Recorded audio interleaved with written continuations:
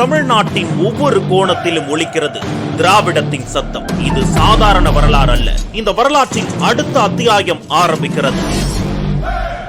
பெரியாரின் கனவுகளை சுமந்து அண்ணா கலைஞரின் பாதையில் தளபதி ஸ்டாலின் வழிநடப்பவர். தமிழர் மனங்களில் ஆழமாக பதிந்த ஒரு பெயர் தமிழ்நாட்டின் புதிய பக்கத்தை எழுத துவங்குகிறது. இந்தியாவுக்கே வழிகாட்டும் திராவிட மாடல் ஆட்சியில் நம் முதலமைச்சருக்கு துணையா தமிழ்நாட்டின் எதிர்காலமா?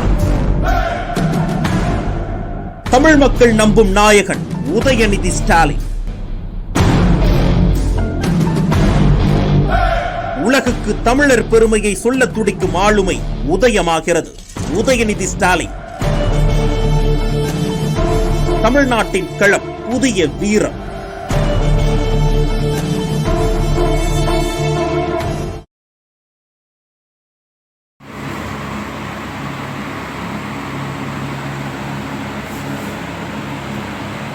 எதில் வருதுங்களா சார் அரசு மலை மக்கள் தானே சொல்லுவாங்க சார். பேப்பரில் வந்து ஃபேஸ்புக்கில் அதுக்கு அனுப்ப முடியாமல் போயிடுச்சு. நலபாலம் நலபாலத்தில் உறுதி செய்யலாம். அதை பாட்டு வந்தீங்களா?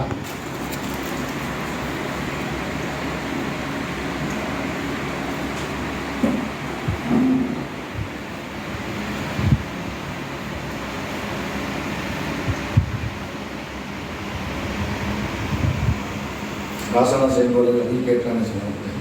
ராசனோட செயல்பாடு என்னங்க ராசனோட செயல்பாடு எப்படி இருக்குன்னு கேட்கலான்னு எம்பியோட செயல்பாடு உங்களுக்கு கேட்கலான்னு சார்.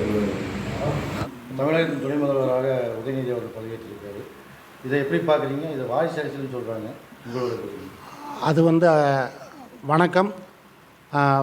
தமிழகத்தின் எதிர்காலம் மாண்புமிகு தமிழக துணை முதல்வர் உதயநிதி ஸ்டாலின் அண்ணா அவர்களுக்கு என்னுடைய மனம் நெஞ்சார்ந்த வாழ்த்துக்களையும் வணக்கங்களையும் தெரிவித்துக் கொள்கின்றேன்.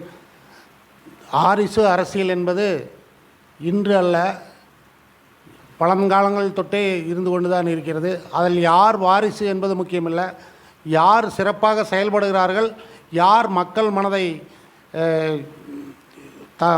மனதில் இடம் பிடிக்கிறார்களோ அவர்களுக்கு தான் இந்த தமிழகத்தில் வாய்ப்புகள் வழங்கப்பட்டு வருகிறது. அந்த வகையிலே நமது முத்தமிழறிஞர் கலைஞருடைய வழியாக வந்த நமது தளபதி அவருடைய தவ புதல்வர் நமது அன்பிற்கினிய நமது துணை முதல்வர் அவர்கள் தமிழக மக்களுக்கு சிறப்பான சேவைகளை செய்வார், தமிழகத்தை நல்ல ஒரு வெற்றி பாதையிலே கொண்டு செல்வார் என்று நம்பிக்கையோடு அவர்களுக்கு இந்த நேரத்திலே வாழ்த்துக்களை தெரிவித்துக் கொள்கின்றோம். தமிழக மக்களுடைய எண்ணங்கள் நம்பிக்கை யாருக்கு இருக்கிறதோ அவர்கள்தான் இந்த தமிழகத்தை ஆள முடியும் என்று சொல்லி அந்த வகையிலே இன்று அவர்கள் தமிழக துணை முதல்வராக பதவியேற்றுள்ளார்கள். அவர்கள் சிறப்பாக செயல்படுவார்.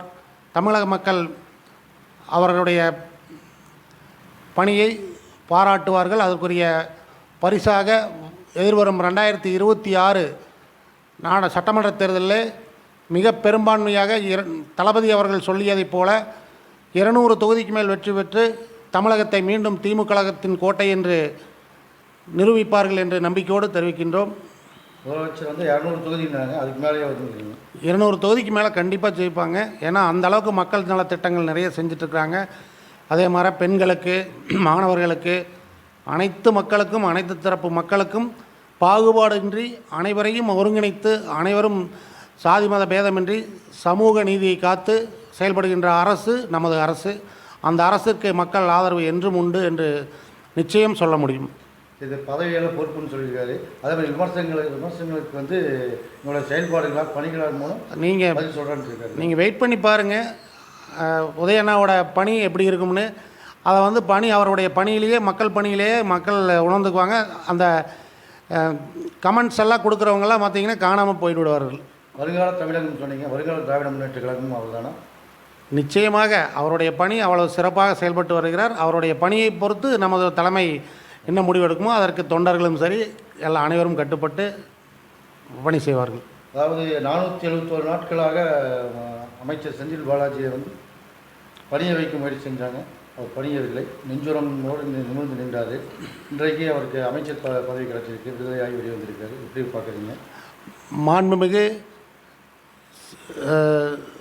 மாண்புமிகு அமைச்சர் திரு செந்தில் பாலாஜி அண்ணா அவர்கள் திமுக கழகத்திலே கொங்கு மண்டலத்தை எஃகு கோட்டையாக மாற்றி அதை வெற்றி பெறச் செய்தார்கள். அதற்கு திமுக கழகத்திற்கு உறுதுணையாக இருந்தார்கள் என்பது அனைவரும் அறிவோம். அதை சீர்குலைப்பதற்காகவும் பாராளுமன்ற தேர்தலே எங்கேயாவது வெற்றி பெற்று விடுவோமோ என்ற ஒரு நம்பிக்கையில் அவர்கள் இவரை வீண்பலி போட்டு சிறையில் அடைத்தார்கள். அதற்கெல்லாம் பதில் சொல்லும் வகையிலே தமிழக மக்கள் 40க்கு 40 என்று பாராளுமன்ற தொகுதியிலே வெற்றி பெறச் செய்தார்கள். அவர் சிறையில் இருந்தாலும் 471 நாட்கள் சிறையில் இருந்தாலும் அவருடைய எண்ணம் செயல் அனைத்துமே திராவிட முன்னேற்றக் கழகத்தை பற்றியும் நமது தமிழ்நாட்டில் உள்ள மக்களை பற்றியும் தான் சிந்தித்து கொண்டிருந்தார்கள். அவர் தலைவர் எவ்வளி சொல்கிறாரோ அவ்வழி செயல்பட்டு மிகவும் சிறப்பாக அவருடைய பணியை செய்வார் என்று இந்த நேரத்தில் நம்பிக்கையோடு தெரிவித்துக் கொள்கின்றோம். அம்பாள் நந்தகுமார் ஆகி நீங்கள் வந்து பொறியியல் அணியில் எப்படி அன்னூர் பகுதியில் பொறியியல் அணியோட செயல்பாடு எப்படி இருக்குது? வருங்க 2026க்கான தயாராகிட்டீங்களா? பொறியாளர் அணியினுடைய மாநில செயலர் திரு எஸ்கேபி கருணா அவர்களுடைய வழிகாட்டுதலின்படியும் மாண்புமிகு கழக துணை பொதுச் செயலர் திரு அண்ணன் ஆ ராசா அவர்களுடைய ஆலோசனைப்படியும் சீரோடும் சிறப்போடும் இந்த பொறியாளர் அணியை கோவை வடக்கு மாவட்டத்திலே மாவட்ட கழக செயலாளர் திரு தோஆ ரவி அவர்களுடைய ஆலோசனைப்படி சிறப்பாக செய்து வருகின்றோம். தமிழகத்தில் உள்ள 72 மாவட்ட அமைப்புகளில் பொறியாளர் அணியை பொறுத்தவரை கோவை வடக்கு மாவட்டத்திலே இங்கு ஒரு அலுவலகம் திறந்து இ சேவை மையம் திறந்து அடுத்ததாக அவிநாசி சட்டமன்ற தொகுதிக்கான இளைஞர் அணியினுடைய நூலகத்தை மிக விரைவில் திறக்க உள்ளார்கள். அதற்கான பணியும் நடைபெற்று வருகிறது. கடந்த தேர்தலிலே பாராளுமன்ற தேர்தலிலே பொறியாளர் அணிக்கென இங்கு கொடுக்கப்பட்ட பணியை சீரோடும் சிறப்போடும் செய்து முடித்துள்ளோம். அது தலைமைக்கு நல்லாவே தெரியும். கொடுக்கப்பட்ட பணியை சிறப்பாக செய்து முடிப்பதே எங்களுடைய வாடிக்கை. சேவை மையம் சொன்னீங்களா? எவ்வளோ பேத்துக்கு இது வரைக்கும் இப்போ தான் ஆரம்பிச்சிருக்கோங்க. ரெகுலராக வந்துட்டுருக்காங்க. கொஞ்சம் நாளாக வருவாங்க. இது வந்து முழுக்க அரசு நிர்ணயித்த கட்டணத்தை மட்டுமே வாங்குகின்றோம். தனியாக சேவைக்கென்று வாங்குவதில்லை. நல்ல நோக்கம் நிறைவேற வாழ்த்துக்கள். நன்றி, வணக்கம்.